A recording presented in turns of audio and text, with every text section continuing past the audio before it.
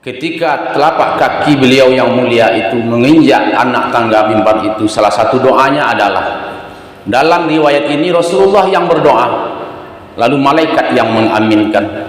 Apa kata Rasulullah? Celakalah, ternodalah, terhinalah muslim atau orang-orang yang mendapati bulan Ramadan tetapi mereka tidak memperoleh ampunan dari Allah. Siapa mereka yang tidak mendapatkan ampunan selama Ramadan? Tentulah orang yang tidak pernah menghiraukan panggilan Allah untuk berpuasa di siang hari, menegakkan malam Ramadan dengan amalan sunat di malam hari. Orang yang menganggap Ramadan itu sekedar bulan biasa, padahal Rasulullah katakan, atakum Ramadanu sayyidus suhur, telah datang kepada kamu Ramadan itu penghulunya segala bulan. Seluruh bulan yang diciptakan oleh Allah, Ramadanlah penghulunya, Ramadanlah pimpinannya, Ramadan bulan utama, Ramadan bulan penuh berkah.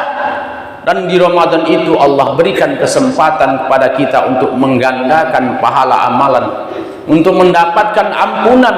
Maka dalam satu hadis Rasulullah mengatakan, perbanyaklah di bulan Ramadan itu untuk beristighfar kepada Allah. Perbanyak istighfar, doa untuk dia jauhkan dari neraka, dan doa selalu untuk dimasukkan ke dalam jannahnya Allah.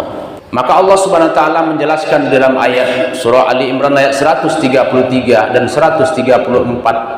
A'udzu billahi minasyaitonir rajim. Wasari'u ila maghfiratin min rabbikum wa jannatin 'arduhas samawati wal ardh. Bersegeralah kamu menuju ampunan dari Rabb kamu dan menuju surga yang luasnya seluas langit dan bumi. Wa'iddat lil muttaqin, hanya disediakan untuk orang yang bertakwa. Siapa mereka? Alladzina yunfiquna fis sarra'i wad dharra. Itu yang pertama, orang yang menafkahkan, menginfakkan hartanya di jalan Allah, baik ketika lapang maupun ketika sempit. Orang yang mendermakan hartanya di jalan Allah, baik ketika dia dapat banyak karunia dari Allah, banyak uang, banyak harta, maupun dalam keadaan sengsara. Jadi kalau mau bersedekah, mau berinfak, berwakaf, tidak menunggu kaya. Dalam ayat ini, orang yang berwakaf 100.000 dengan kekayaan yang berlimpah, dengan orang yang berwakaf 100.000 dengan keadaan susah, tentu nilainya berbeda di sisi Allah. Jangan kita menahan harta, jangan kita pelit ataupun bakhil daripada perintah Allah untuk menafkahkan harta kita. Dalam kehidupan di dunia ini tidak sama rata di antara kita. Ada orang yang senang, ada orang yang susah, ada orang yang bergelimang harta, ada orang yang dirundung malang. Maka Allah Subhanahu wa taala menjadikan segala dua, ada siang, ada malam, ada hujan, ada panas, ada sehat, ada sakit, ada tua, ada muda, ada laki-laki, ada perempuan. Begitu juga dalam keadaan ekonomi dan finansial kita. Maka untuk itu hadirin mulia, orang yang selalu mempunyai kepedulian terhadap orang yang susah, terutama fakir miskin, termasuk juga anak yatim, maka mereka itulah orang yang diakui imannya oleh Allah, dan agamanya termasuk amalannya tidak akan pernah disia-siakan oleh Allah. Sementara orang yang bakhil, menahan-nahan harta, tidak mau memberi makan fakir miskin, melalaikan anak yatim, dibilang pembohong oleh Allah, dusta kata Allah. Walaupun dia rajin sholat tapi pembohong, sholatnya itu bohong saja. Dia rajin zikir juga berdusta, dia rajin umroh dan haji juga dusta. Ara'aital ladzi yukadzibu biddin, adakah kamu melihat orang yang pembohong dalam agama? Ini ayatnya. Fadzarikal ladzi yad'ul yatim, mereka lah orang-orang yang melalaikan atau menghardik atau menzolimi anak yatim. Wala yahuddu ala ta'amil miskin, dan orang yang tidak memberi makan fakir miskin. Pertama, anak yatim sudah menjadi kebiasaan dan ukuran standar orang menyantuni anak yatim itu terkesan hanya sekali setahun. dikumpulkan harta anak yatim itu dalam kotak amal. Kemudian masjid-masjid besar mengumumkan kas anak yatim terkumpul sekian juta. Jumat berikutnya naik sekian juta, naik 10 juta, 20, 30, ada ratusan juta. Salah satu masjid besar di Pasir Penyu ini pernah mengumumkan beberapa hari sebelum Ramadan, kas anak yatim itu mendekati 200 juta. Kita tidak tahu anak yatim itu makan di rumah atau tidak.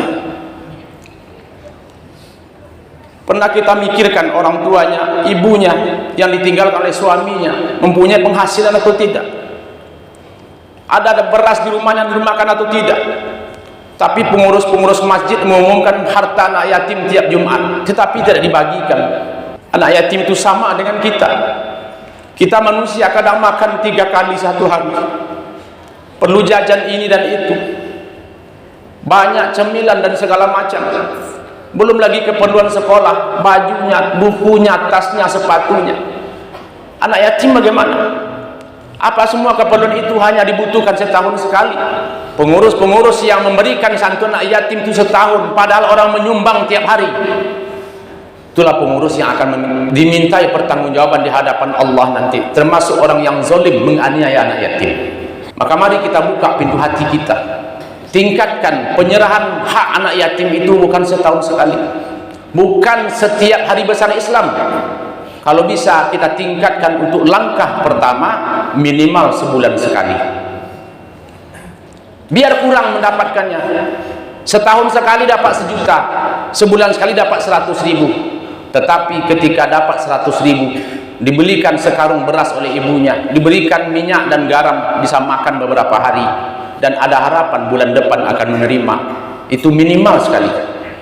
Kalau bisa masjid kita sekali, biar masjid Muttaqin ini, usahakan bagaimana kita menjadi contoh pertama di daerah kita ini untuk berikan santunan yatim 1 Jumat sekali. Setiap hari Jumat kosongkan kas anak yatim. Setiap hari Jumat sekali lagi kosongkan kas anak yatim. Itu belum sempurna. Yang sempurna bagaimana? Ketika Rasulullah pulang sholat Idul Fitri, di tengah jalan beliau berjumpa dengan satu orang anak. Sendirian dia bermain-main pasir. Wajahnya murung.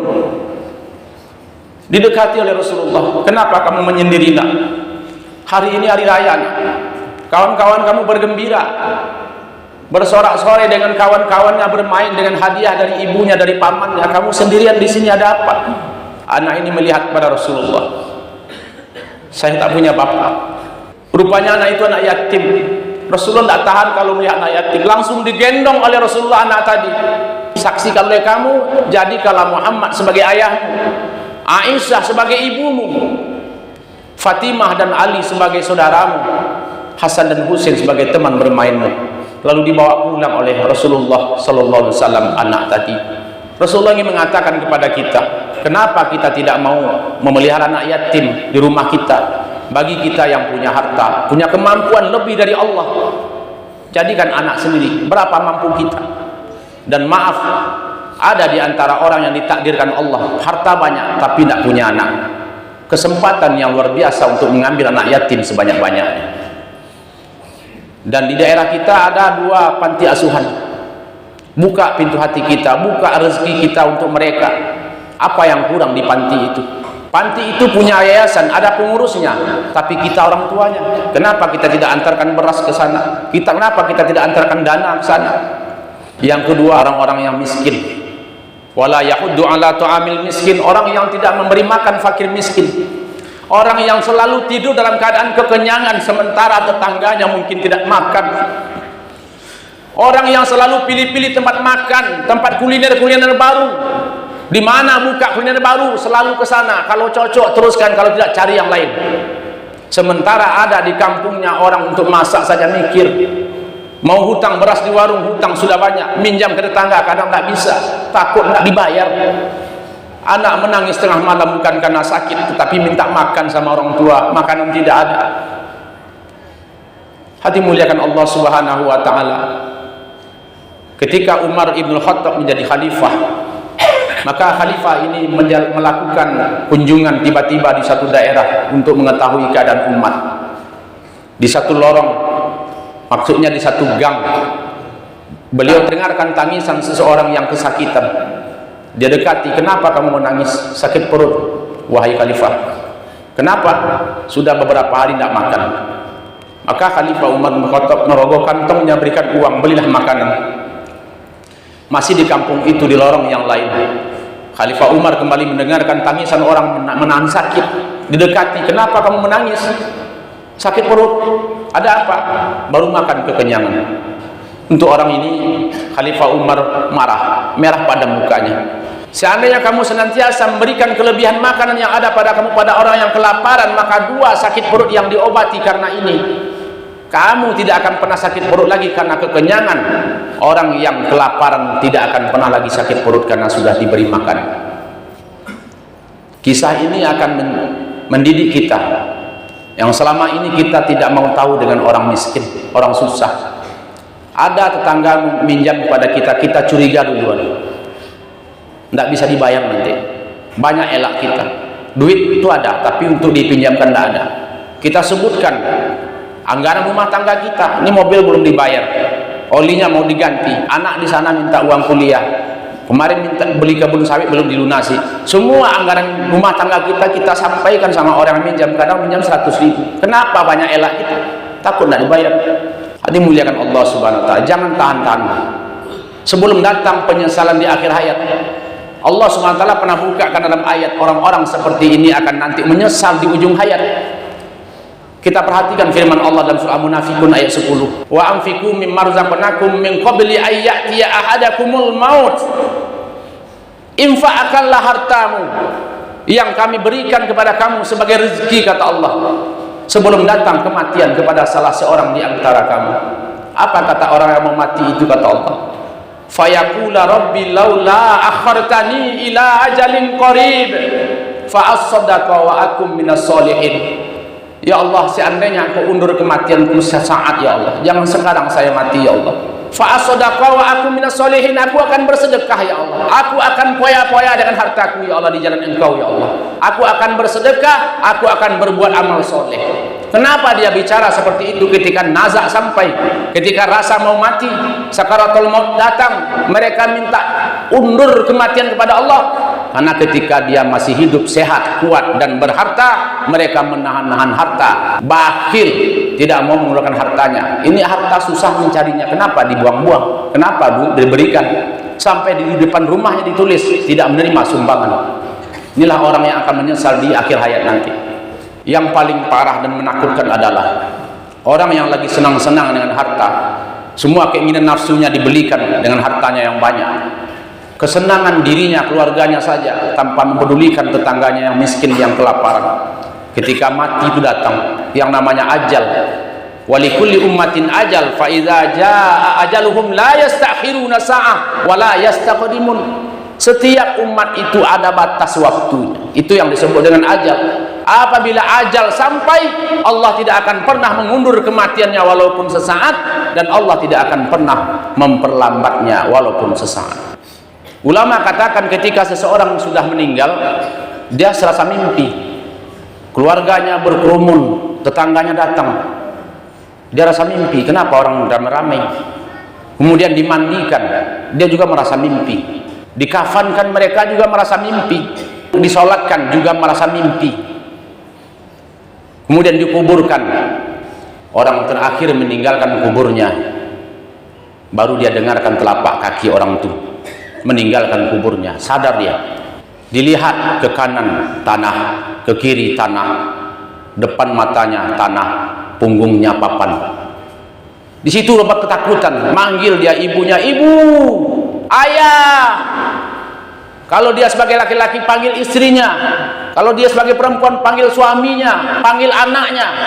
Terakhir dia baru panggil Allah. Allah, di mana saya, ya Allah? Sudah mati saya, ya Allah. Disitulah baru sadar orang yang meninggal ketika sudah dalam kubur.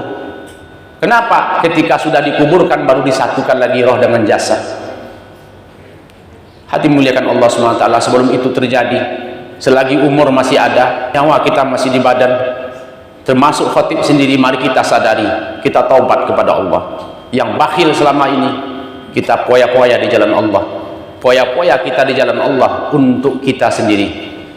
Kemudian yang kedua, tanda orang bertakwa, wal kaziminal ghaiz, menahan amarah. Puasa mendidik kita menahan nafsu, nafsu syahwat, nafsu amarah, nafsu makan minum. Di bulan puasa kita menahan harta yang halal. Makan minum itu halal bagi kita, tapi berpuasa haram hukumnya dimakan. Maka setelah Ramadan itu berangkat, Ramadan berakhir, perut-perut orang beriman masih berpuasa. Puasa dari hal-hal yang haram. Yang halal dibolehkan, tapi jangan sampai diisi dengan yang haram. Itulah gunanya kita puasa. Mulut-mulut orang beriman setelah berpuasa dijaga, tidak mencaci maki, tidak membentak, apalagi membentak orang tua, tidak berdusta, tidak bohong, tidak menzalimi orang, tidak mengadu domba, tidak gunjing. Baru takwa dapat. Hadirin muliakan Allah Subhanahu wa taala. Yang terakhir, wal afina 'anil nas, memaafkan kesalahan manusia. Sebelum puasa kita sibuk bermaaf-maafan. Kenapa kita bermaafan sebelum puasa? Hari raya kita sibuk bermaaf-maafan. Kenapa kita bermaaf-maafan? Kita bukan bicara hukum diperintahkan Rasul atau tidak.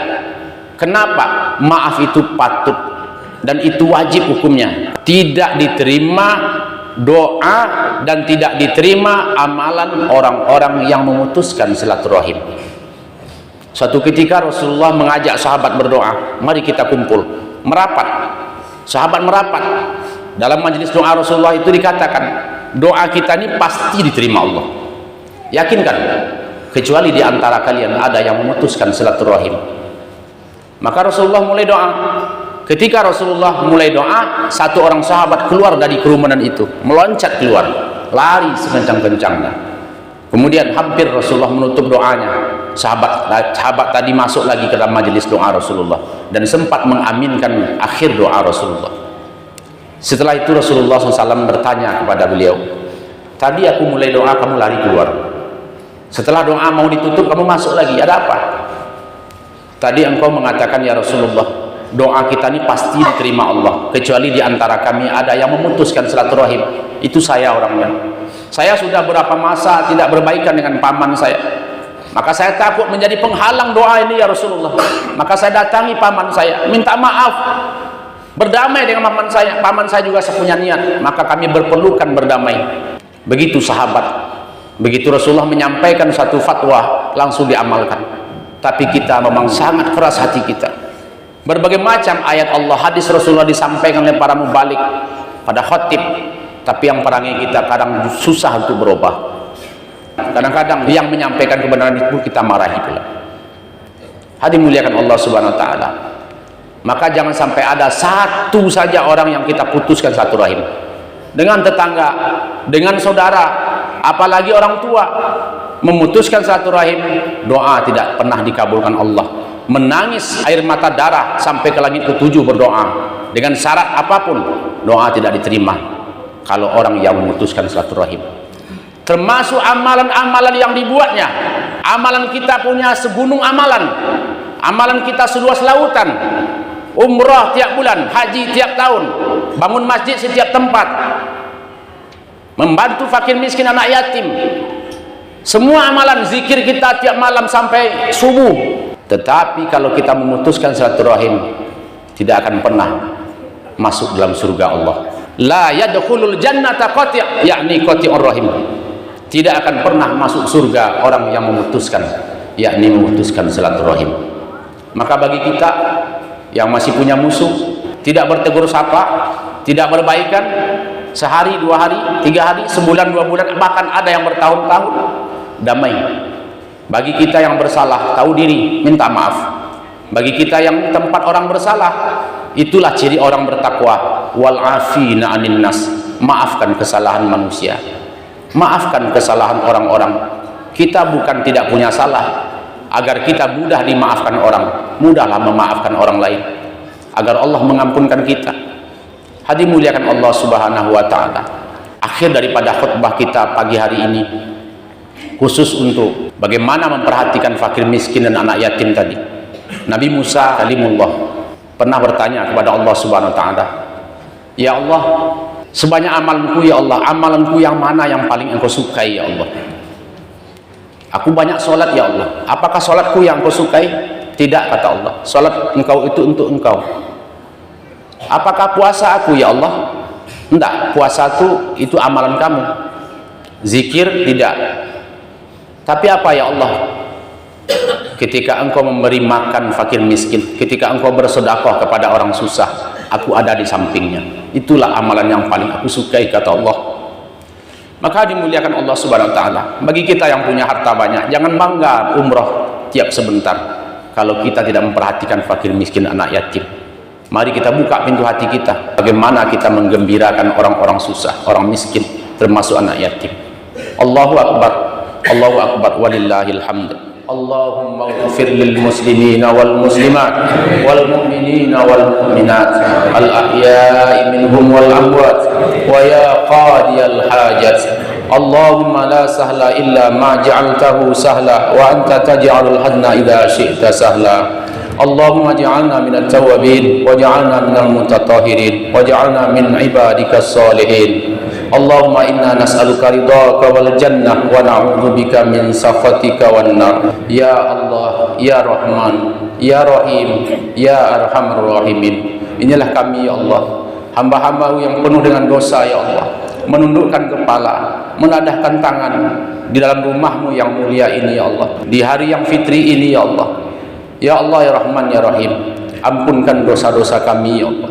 Dosa mata memandang yang haram, dosa tangan menjangkau yang engkau larang ya Allah, dosa kaki melangkah ke tempat maksiat ya Allah, dosa hati yang berdendam, yang berburuk sangka, yang membenci, dosa mulut yang mengatakan kata-kata kotor, dosa mulut yang menghina, mencaci maki saudara kami, yang menyakiti hati orang, dosa telinga mendengar yang haram ya Allah, dosa kami menggunung ya Allah, dosa kami seluas lautan, tapi kami yakin pengampunan-Mu lebih luas dan lebih besar daripada itu ya Allah. Ampunkan dosa kami ya Allah, terutama dosa kami kepada ibu bapa kami ya Allah. Ibu kami yang telah mengandung kami keadaan sakit bertambah sakit lebih daripada 9 bulan ya Allah, ya Rahman, ya Rahim. Ibu kami juga bersabung nyawa antara hidup dan mati, bersimbah darah melahirkan kami ya Allah, menyusukan kami selama 2 tahun lebih, menyuapi kami makanan, memakaikan kami pakaian, menyisir rambut kami, menjaga kami bahkan dari seekor nyamuk. Terganggu tidurnya kami menangis ya Allah, terganggu makannya karena kami rewel ya Allah. Ya Allah Rahman, kadang-kadang terlalai ibadahnya karena memelihara kami ya Allah. Tetapi setelah dewasa, setelah kami meningkat dewasa, kami melawan kepada ibu kami ya Allah. Kami berpandangan tajam kepada ibu kami berkata kasar kepada ibu kami. Ada di antara kami yang menzalimi, menyakiti badan jasmani ibu kami ya Allah. Ya Allah, Rahman, ya Rahim, remuk hati ibu kami ya Allah. Di hari tuanya kami menyusahkan, masih menyusahkan dia ya Allah. Ya Allah, berikanlah ampunan kepada kami ya Allah. Lunakkan hati orang tua kami, ibu kami mengampunkan kami ya Allah. Begitu juga ayah kami ya Allah. Ayah kami telah mencari nafkah untuk kami siang dan malam, berhujan dan berpanas, kadang dibentak orang, kadang-kadang tidak pulang, berhari-hari untuk mencari nafkah untuk kami. Ya Allah, ya Rahman, ya Rahim, untuk membiayai hidup kami, sekolah kami, dan segala macam keperluan kami. Tetapi setelah dewasa, kami anggap musuh ayah kami. Di rumah kami tidak berteguran. Ya Allah, ya Rahman, ya Allah, Rahman, ampunkan dosa kami, lunakkan hati ayah kami untuk maafkan kami. Ya Allah, ya Rahman, orang tua kami yang masih hidup ya Allah, berikan kepada mereka kesehatan ya Allah, berikan kepada mereka kekuatan untuk amal ya Allah, beribadah untuk taat kepada Engkau ya Allah, dan matikan mereka dalam keadaan husnul khatimah ya Allah. Ibu dan bapak kami yang sudah meninggal ya Allah, sekarang di alam barzah menunggu hari kiamat ya Allah. Ampunkan dosa mereka ya Allah, ampunkan dosa mereka selama hidup ya Allah. Angkatlah siksa kuburmu ya Allah, jadikan kuburnya sebagai taman-taman surgamu ya Allah. Ya Allah, Rahman, ya Rahim, maafkan kesalahan orang tua kami selama hidup ya Allah. Angkatlah siksa kubur mereka ya Allah, masukkan mereka dalam surgamu ya Allah. Ya Rahman, ya Rahim, kami yang memiliki anak ya Allah sebagai orang tua hari ini ya Allah, berikan kami kekuatan untuk mendidik anak kami menjadi anak yang soleh, yang solehah ya Allah, menjadi anak yang abid abidah ya Allah, alim alimah dan da'i da'iyah ya Allah. Semoga menjadi anak yang berguna untuk kami sebagai orang tuanya, untuk masyarakat, untuk umat dan untuk agamamu ya Allah, menjadi pejuang-pejuang agamamu di masa depan ya Allah. Hindarkan kampung kami ini dari maksiat ya Allah. Selamatkan para generasi muda kami dari narkoba ya Allah. Selamatkan generasi muda kami dari perjudian dan minuman keras ya Allah. Selamatkan generasi muda kami dari perzinahan ya Allah. Jadikan kampung kami ini kampung sebagai kampung Madinah ya Allah, kampung sahabat ya Allah. Para lelakinya berduyun-duyun ke masjid untuk sholat berjamaah 5 waktu ya Allah, dan para wanitanya menjaga kehormatan, taat kepada suami dan sayang kepada anaknya. Berikan kami pemimpin ya Allah yang sayang kepada rakyatnya ya Allah, yang takut kepada Engkau ya Allah. Jadikan kami sebagai rakyat yang santun kepada pemimpin dan takut kepada Engkau ya Allah. Ya Allah, banyak yang kami minta ya Allah, tapi lidah kami keluh, hati kami beku karena banyaknya dosa kami. Tapi apa yang diminta oleh Nabi-Mu itulah kami minta, apa yang ditolak oleh Nabi-Mu itulah kami tolak. Terimalah doa kami sebelum tangan kami turunkan ya Allah. Kabulkan doa kami ya Allah. Rabbana atina fid dunya hasanah wa fil akhirati hasanah wa qina adzabannar. Walhamdulillahi rabbil alamin. Assalamualaikum warahmatullahi wabarakatuh.